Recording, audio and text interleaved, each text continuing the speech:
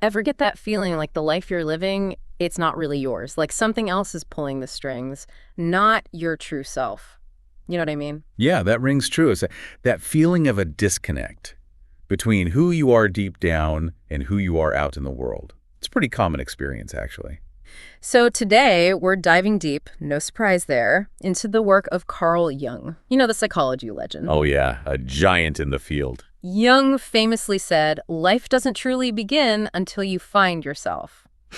So that's our mission today. What does Jung mean by finding yourself? Right. What are the roadblocks we hit along the way?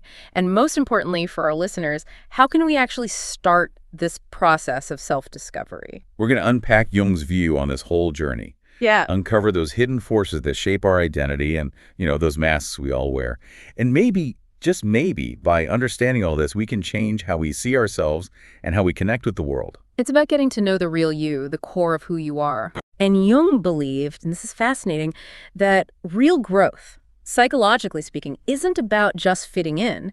It's about something he called individuation, which is basically becoming your most authentic self. That true self. And get this, he thought most people, they never really even start on this path of individuation. It's true. And I think the question becomes, why?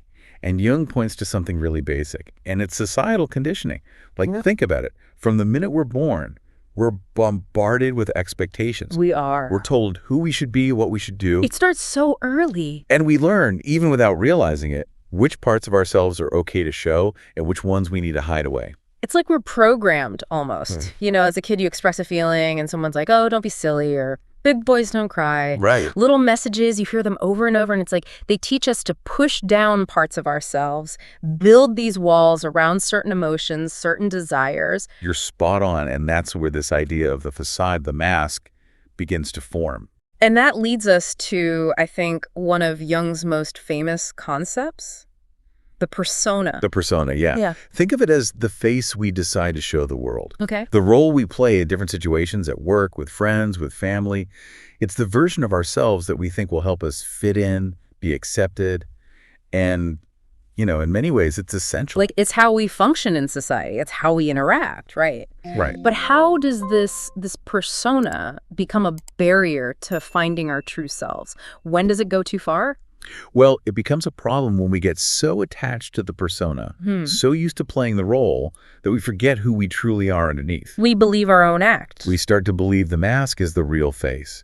And then we lose touch with those genuine, maybe even vulnerable parts of ourselves. Okay. We're so focused on keeping up appearances that we neglect our inner world. So it sounds like a good time for a little self-reflection here. It is. As you're listening right now, ask yourself, how much of what you consider your identity, how much of that feels like a mask?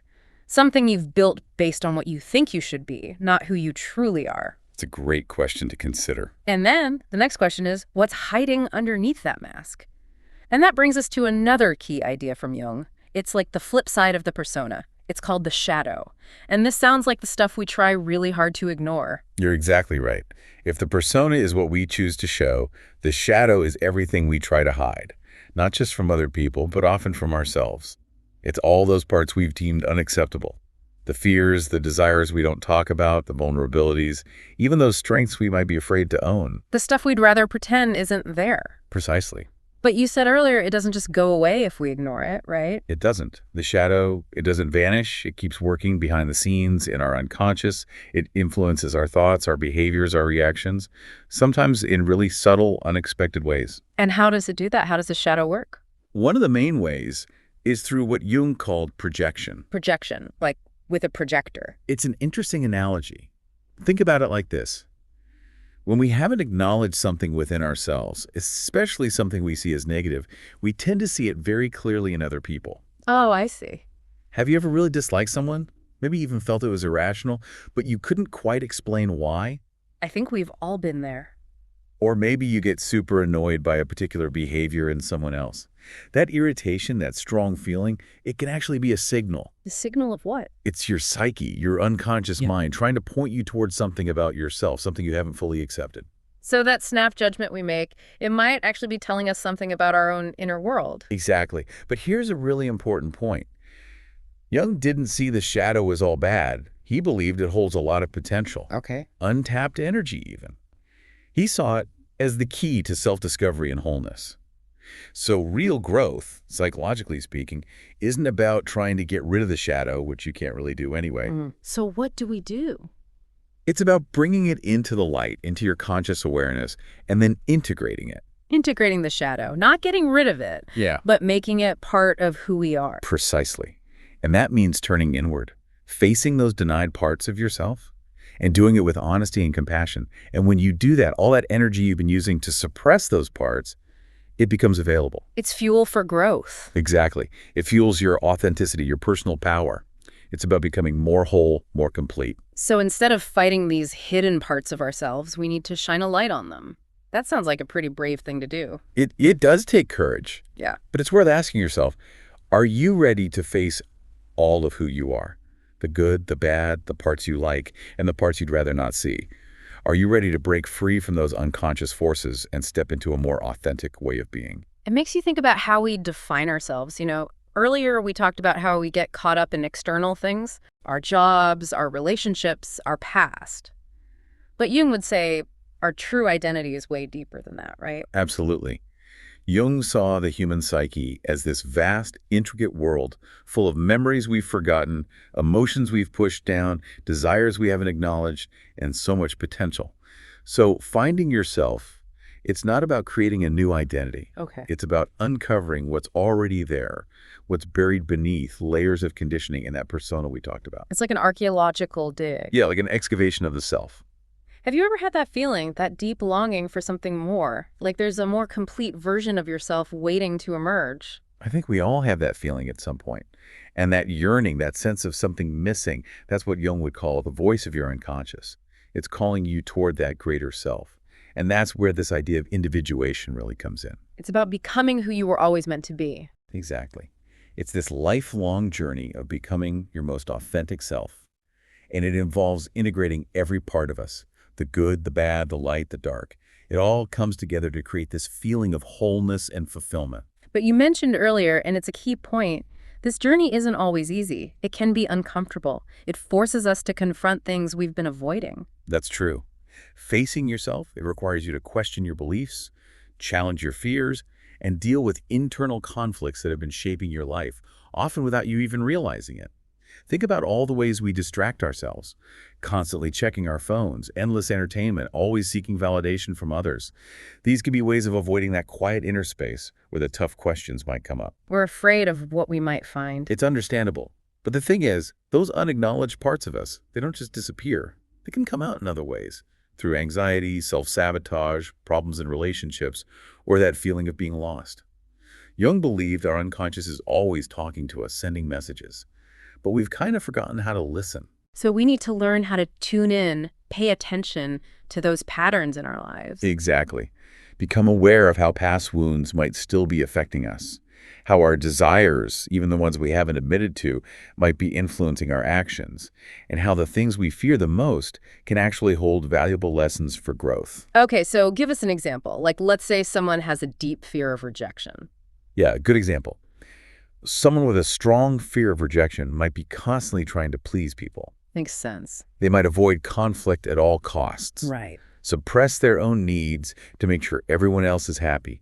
And Jung wouldn't just see that fear as a surface emotion. He'd say it could be rooted in something deeper, maybe an experience from childhood where they felt unseen or unworthy. That's powerful. And that fear becomes part of their shadow, unconsciously driving their behavior until they get into the light and understand it. But the amazing thing is, when we face these hidden parts of ourselves, they lose their power over us. Imagine living without that constant fear of judgment, being able to be yourself without hesitation, making choices based on what feels right to you, not what you think others want. That's true freedom. It is. So how do we actually start tapping into these unconscious forces? It's not like we can just have a conversation with our unconscious mind. No, not a direct conversation, but Jung pointed to a few ways. One is through symbols.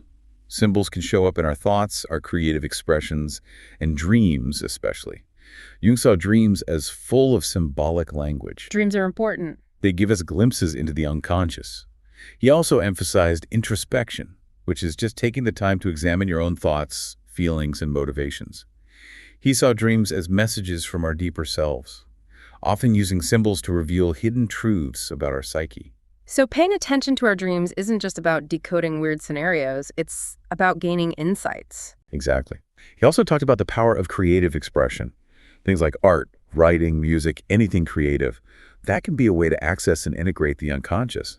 But maybe the most important step is simply becoming more aware in our everyday lives. More mindful. Yeah. The moment you start to question your thoughts, your reactions, your beliefs, you're on the path. It's about pausing that autopilot and asking, why did I react that way? Or where did this belief come from? It's about getting curious about how our minds work, even the parts that make us uncomfortable. Exactly. And instead of running from discomfort, approach it with curiosity. That can help us reclaim those lost parts of ourselves. Because Ian said so many people live their entire lives as strangers to themselves. That's kind of sad, isn't it? It is. They follow the prescribed path, never realizing they have the power to choose something different, to embrace their true nature. But you, our listener, you have that power to break free, to let go of those limitations and step into who you truly are. Now, Jung didn't stop there, did he? He went even deeper with this idea of archetypes. Right, archetypes. Tell us about those. So while finding ourselves involves understanding our individual unconscious, Jung also said we're all connected to a deeper, universal layer of the psyche, the collective unconscious. And within this shared space are archetypes, which are these fundamental patterns of thought, feeling, and behavior that influence us, often without us realizing it. So archetypes, these are like universal blueprints for the human psyche. Exactly. Jung's idea was that these archetypes are inherited, passed down through generations. They reflect the shared experiences of humanity. And they shape how we form our individual identities, how we relate to others, even how we see the world around us. Think about the characters you see in myths and stories across different cultures throughout history. The hero, the wise old mentor, the trickster. Yeah, the nurturing mother, the villain. Right. Jung saw these figures not just as fictional creations, but as expressions of these fundamental psychological forces that are at work within us. So we all have a little bit of the hero, the mentor, the trickster inside us, shaping how we act and see the world. Yes, in a way. Let's take the hero archetype, for example. This is the part of us that's driven by purpose, that feels a calling to overcome challenges, to grow and become the best version of ourselves. But remember what we said about the shadow. These archetypes don't exist in isolation. They're all connected. The hero archetype is often interacting with the shadow. And the shadow being those repressed aspects of ourselves, the fears, the weaknesses, the potential we haven't tapped into. And as we said, those parts can hold a lot of power. In so many stories, the hero has to confront their own shadow, which is often symbolized by a villain or a monster, before they can truly evolve and achieve their goal. Think about your own life. Have you ever felt that inner conflict where you know you need to make a change, but something's holding you back? Oh yeah, that feeling of wanting to move forward but being stuck. That's often the hero's drive for growth, clashing with the shadow's resistance to change. Maybe it's fear of failure or fear of the unknown. And the mistake we often make is trying to just ignore that resistance, that shadow. But Jung believed that real transformation comes from understanding the shadow, integrating its lessons, not trying to get rid of it. So that self-doubt we were talking about, that could be the shadow talking to the hero inside us. That's a great way to put it. Instead of just trying to silence that self-doubt, Jung would say, explore it. Where is it coming from? Is it based on real past failures or maybe echoes of criticism you've heard? What is that self-doubt trying to tell you? Could it be urging you to be more cautious, to prepare more thoroughly, or maybe pointing to a hidden fear that needs to be addressed? And within that doubt, there might be strength, things like humility or a capacity for self-reflection. So we need to see these internal struggles not as enemies, but as messages, opportunities for growth. Exactly. And you also mentioned the anima and animus archetypes. These are fascinating. They relate to the balance of masculine and feminine energies within us. They do. Tell us more about those. So Jung said that within every man, there's a hidden feminine side, which he called the anima. And within every woman, there's a hidden masculine side, the animus. Now, it's important to remember, these concepts aren't about biological sex or gender identity. They're about the balance of psychological energies. Okay, what do you mean? The anima, it represents qualities often associated with the feminine: intuition, emotional depth, creativity, connection to the unconscious. The animus embodies qualities often associated with the masculine: logic, structure, assertiveness, a drive for action. So it's about having both of these energies within us, the masculine and the feminine, and finding that balance. Yes, exactly. When these energies are in harmony, it creates a sense of wholeness and well-being. Mm. But when they're out of balance, it can lead to internal conflict and problems in our relationships. Can you give us an example? Sure. A man who really suppresses his anima, he might have trouble expressing his emotions or understanding the emotions of others. He might see vulnerability as a weakness. And on the other hand, a woman who rejects her animus might find it hard to assert herself, set boundaries, or take action. So we need to embrace both sides, the masculine and feminine, not try to suppress one or the other. That's the key.